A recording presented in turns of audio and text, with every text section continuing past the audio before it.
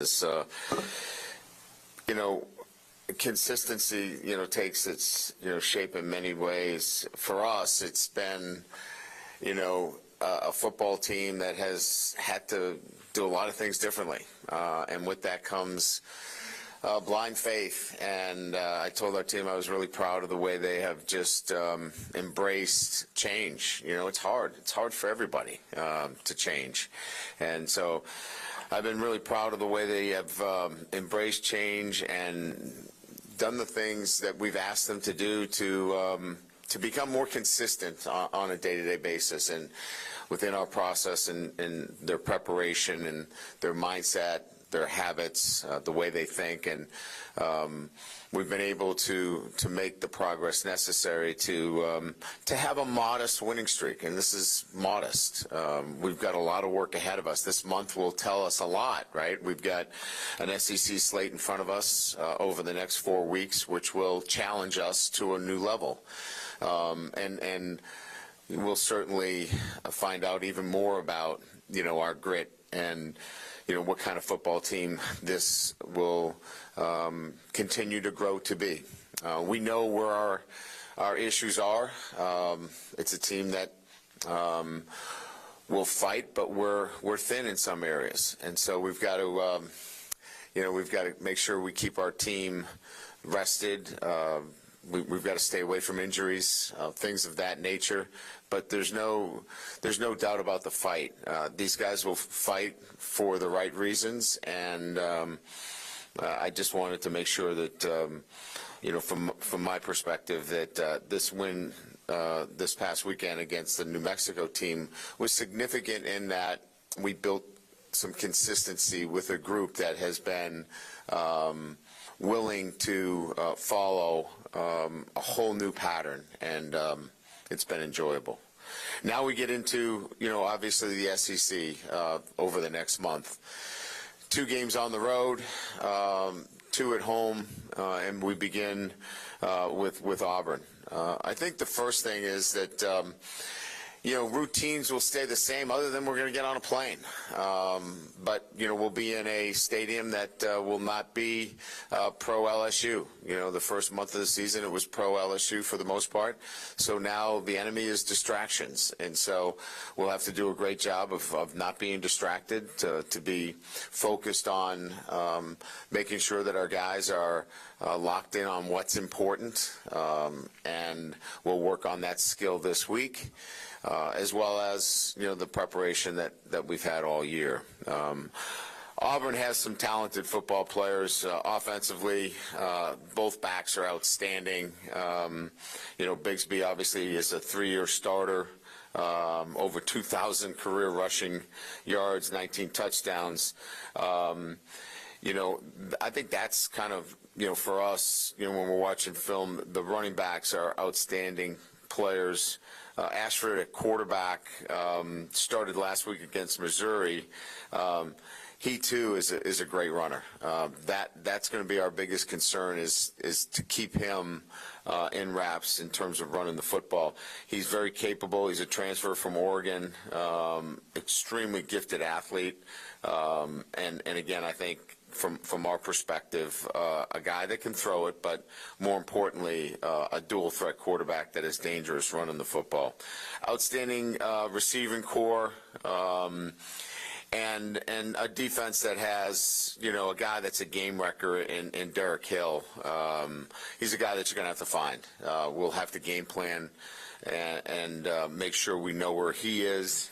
Riley, outstanding linebacker, and again, a football team that's playing at home, coming off its SEC win against Missouri in overtime. It'll be a great challenge for a football team. So with that, we'll open it up to questions. Right in the middle. Yes.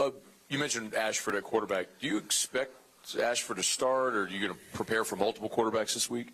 I think you always have to keep an eye on, whether Finley plays as well. Certainly, he gives you, the throwing end of things. So we'll have to prepare for both. We don't have any firsthand information that one's playing over the other, but we'll be prepared for either one.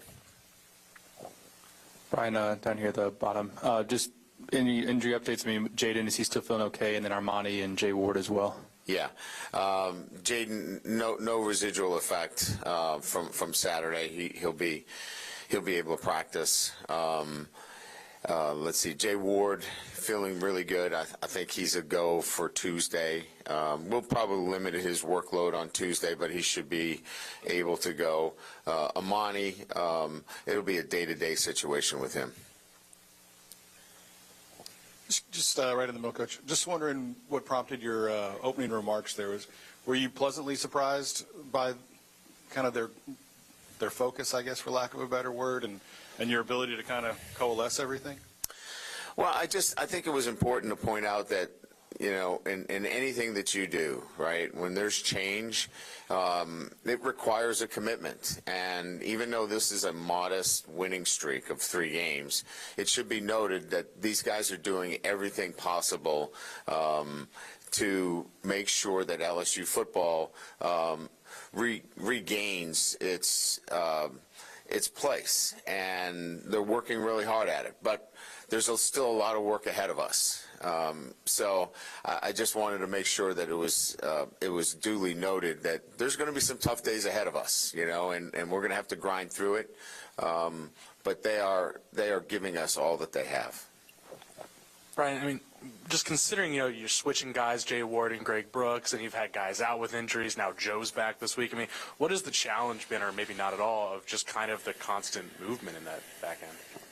You would like a little bit more continuity. I think Matt, Carey have done a really good job of communicating what we need to do back there, and I think it's going to be a little bit easier, you know, with a Joe Fouché in terms of he's an experienced player. So it was a little bit more difficult when we had to move Jarek back there because you didn't have an experienced safety. So, you know, as we move forward now with Jay Ward probably coming back this week and being healthy and getting Joe, you've got experience back there. So in one instance, you would like a little bit more continuity. But on the positive side, with Brooks, Fouché, and Jay Ward, you've got experience. Hey, Coach, here in the middle. The hurricane appears to be heading towards Florida and hopefully not in the path of your game. But is this something you're going to have to monitor? Your officials obviously watching throughout the week. Yeah, no doubt, Jock. We've talked about a game plan in terms of what it might look like. You know, hopefully that's going to pass through. We're going to get probably some rain of some kind, and that'll be our first time in that kind of element. It's a grass situation. So, you know, you put those plans together relative to what that would look like if, in fact, we did get hit with some severe rain. Yeah, Brian, right here. How big was the New Mexico game for Jaden Daniels and his growth? I mean, what did you go back on the film and see that you – I mean, and the game was obvious. He was determined to stay in the pocket. But what did you go back and look at film? What did you see? There are a couple things. Decisiveness is starting to be part of the vocabulary instead of being hesitant, and that comes with knowledge of the offense. I think the other thing is that he has become a lot quicker in his setup. I think I mentioned this, quick feet, but slowing down and not rushing through progressions. I think one of the bigger plays in his development was the dig that he threw to Dre Jenkins in the red zone. That was his 4th receiver through a progression. Those are the kind of things you're looking for in terms of development of a quarterback, and we're starting to see that, as well as you know, the screen to Malik Neighbors, how quickly that ball comes out. So I think a little bit of everything was coming together, and the word I would use is just he's becoming more comfortable and more decisive. Brian in the middle. Not to harp on the open again, but you seem pleased. Is this team better through 4 games than you thought they'd be, or are you pleased with the progress over a month? I guess the setup was we're going to find out now. This first month was kind of like let's put this together, you know, and the preface was these guys have worked really hard to do exactly what we've asked them to do. They've put themselves in a position. They have, followed a process, and they've been consistent with it. Now we're going to have to apply it to the SEC, and that is a step up. So the next month, there's going to be some good days and there's going to be some bad days. And they cannot, try to do things differently. When it's like anything else, the old, Mike Tyson line, everybody's got a plan until they get hit in the mouth, right? I mean, we're going to have to stick with our plan and stick with our process every single day, and because we're going to get hit in the mouth. And we're going to have to trust it and keep going. And I guess that was the preface that I was trying to make. Coach, going back to what you were saying about weather, just how do you manage a game where the playing conditions can be affected by something like that? And especially, with a team where you do like to pass the ball up. I've been in two remnants of hurricanes, one at North Carolina State, which was abysmal, and I think the other one was at Clemson, and they affect the game conditions, and so you have to plan accordingly in terms of your passing game, running game. Kicking game is affected dramatically, field position, tactically, how you call a game. You just have to wrap your head around it, prior to and prepare for it, and then, quite frankly, you have to react accordingly during the game. I'm not making too much of it. I'm not going to put it too much on our players. Our players just need to play, and as coaches, we'll adapt accordingly during the game. All right, Coach. How would you grade Jack Besh's performance as a punt returner on Saturday? Fearless. We'll work on a couple of things where fearless shouldn't be always the number one criteria of returning punts. We want some decision-making in that as well. But that's how Jack plays, right? I mean, he's at his best when he's not worried about any factors other than competing and getting the ball in his hands, and it's fun to watch, right? I mean, that's just the kind of player he is. But you can see what kind of impact he can have in our punt return game. And look, and the trickle-down is the other 10 guys, they want to block for him. And that is an added incentive when you have a punt returner that can break it. It adds a great energy to the entire group. Coach, you're on the right.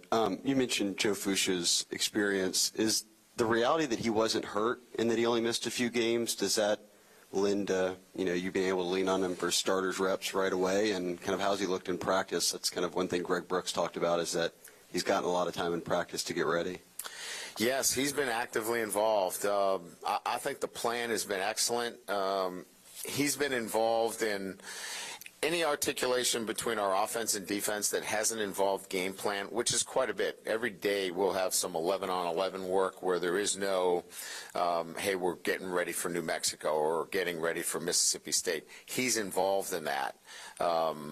So he's in our defensive structures. When we start to, over the past month, when we got ready for team time for our opponent, he would come over on the scout, and he was a pain to deal with because he was so good playing so hard as a scout team member that he made us better. So I've been able to firsthand see his action on a day-to-day basis, and he'll be ready to play right away.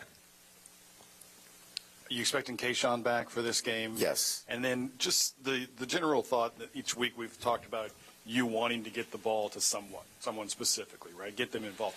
You have such a deep and talented receiver room. When does it become forcing an issue? Yeah, I think that's a great point. And so I think there was only one time that I really alluded to the fact that after week one that we needed to get him going a little bit. Other than that, I think we have to be able to let the game come to these guys naturally. We've moved some guys around, obviously. You saw Neighbors into the short field, playing the W. and you saw Jack playing, the slot a little bit more. Other than moving guys around a little bit, I think that's all you'll see from a manipulation standpoint. Other than that, the offense has got to come to you, and when you get your opportunity, you got to make plays because there's so much depth there. Hey, Brian, I think at the end of camp you talked about Harold Perkins and that he had a little bit of ways to go. Seems like he's flashing more and more. How did you think he performed the other night in a starting role? Look, here's the thing with Harold. He's going to flash because of his skill set. I mean, he is twitchy. He is fast. He has all of those tools that are going to allow him to show. And then Matt's doing a great job of keeping it in the easiest form within the defense. We can't give him – he's just gotten here. So to give him the entire playbook is not fair to him. So Matt's given him pieces of the playbook that allows him to go play fast because that's his best trait. But he's learning, and I'll tell you what, he's so coachable. That's the great part about it. He comes to the sideline. He wants to know what he needs to do better each and every snap. So we're really pleased with his progress, but I think what we're more pleased with is what he's doing off the field, in the classroom, and then how coachable he is. Hey, Coach, what do you think about the offensive line just over the last 2 games and how they're able to provide holes in the running game for your running backs these last 2 weeks? Yeah, I mean, I don't know that it was, our banner day this past weekend. That's a tough defense. They're standing up. They're moving around. There's so much movement. O-linemen want to know that what they see they're going to hit, and that wasn't the case on Saturday. The guy in front of you wasn't going to be there on the snap of the ball, and that takes a little bit of I would say the aggressiveness away from your offensive line. We won't have that this weekend. They're going to have to put their hand in the dirt. They're going to have to get off the ball. They're going to have to move people against their will. And I think you'll see a good indication over the next month of this offensive line really having to get after it. Right here. Now that it seems like you're with Joe coming back here about most of these academic issues and things are getting people eligible behind you. Has this been frustrating for you? Is there anything that needs to change in terms of preparing players or working with transfers to get them eligible faster? It seems like it's an unusual situation. Yeah, I think those are all things that we can address at the end of the year. There are things that Joe could have done better. Maybe there are things that we can do institutionally. We can always look at that, but that's not for now. I mean, we'll take care of those things and have good discussion about what we can do better. And like I said, it's always, the student athlete that is responsible at the end of the day. But, yeah, those are discussions that we can have at the end of the year. Brian, with Charles Turner at center now for a few games, how would you evaluate the way he's played? And I guess where's your confidence level with him as he starts to face some bigger guys on the opposite side? Yeah, I mean, I think it's a really good question. First of all, he's a great communicator. He knows what he's doing up front. He is getting people in the right place. But it's going to get harder. It's going to get harder. The competition is going to be such that he's going to be in the mix each and every week. So he knows, and he's up for the challenge. Again, I think we're putting him in a situation where he's got 2 guards next to him that are big guys. Big physical guys, and the center is always working in combinations. So, most centers today are not, the biggest. They're usually the smartest, and they're usually guys that can move, and Charles can do those things for us. Hey, Coach, we recently went to Gina, Louisiana, where all 4,000 people in the town have number 10 jerseys. And yeah, I'll bet. Love Jure, and he's impacted adults, kids, gives them, hope to get out of a small town and whatnot. Just you being around him, what kind of person is he? I've never heard anyone say anything negative about him. Well, first of all, I'm proud of the fact that he got his degree, because there was a time there where he was considering going to the NFL and he would not have had his degree.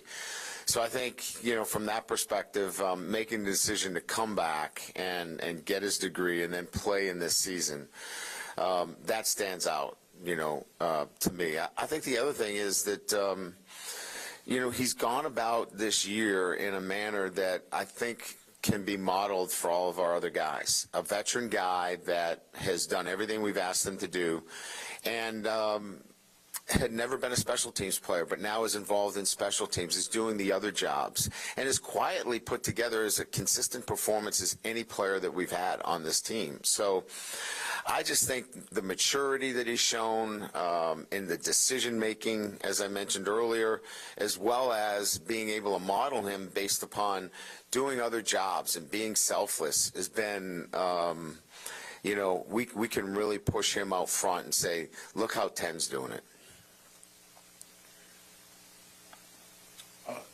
You mentioned Ashford's maneuverability. Yeah. Does having Jaden and having your team have faced him, I guess, in fall camp provide some muscle memory in your preparation, or how do you go about that preparation? Yeah, I mean, this is going to be interesting this week. Well, not interesting, but, they run a very similar defense.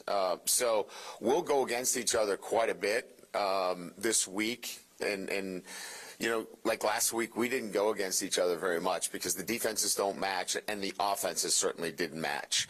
This week, we'll go ones versus ones quite a bit this week because there's so much carryover, and we'll be able to keep the speed up with a Jaden going against our defense or their defensive structure with, having, B.J. Ojolari at Jack like they're Jack. So there'll be a lot of carryover where we're able to go against each other and really assimilate that game speed from both sides. Yep. Two more. In the middle, Coach. Yes, sir. At Notre Dame, you obviously played in road venues all over the country. Yes. A couple of years ago, you played at Georgia. Mm-hmm. Have you been in other SEC venues, and just what were your impressions of being a visitor in an SEC venue? Yeah, the Georgia atmosphere was terrific. It didn't finish the way I wanted it to. When I was at Central Michigan, I played at Kentucky. And I don't know that Kentucky's program was at where it is with Coach Stoops today. But when you're at Central Michigan and you play in an SEC environment, it's all big, at that point. So those were I believe, the SEC venues that I've been in. But like I said, I've played in so many different venues that captured your attention. Just excited about the challenge of playing at Jordan-Hare. Coach, how would you evaluate, going into next week? Is Damian Ramos still you have full confidence in him to be your kicker? I have full confidence that he will be our field goal extra point kicker. You saw that we went and made a change on kickoffs. And that might be the case. I haven't made that decision yet. I'll talk to Brian as the week goes on, because that obviously impacts a redshirt situation. So we'll see how that plays out during the week, but I have the utmost confidence in his ability. There's some technical things that he has to clean up. He gets a little bit too fast to the ball on his kickoffs, gets his shoulders over himself, and, those are technical things that we can clean up. But he's got a great mindset for his PATs and field goals, so I have 100% confidence in him. All right? Thank you. Appreciate it.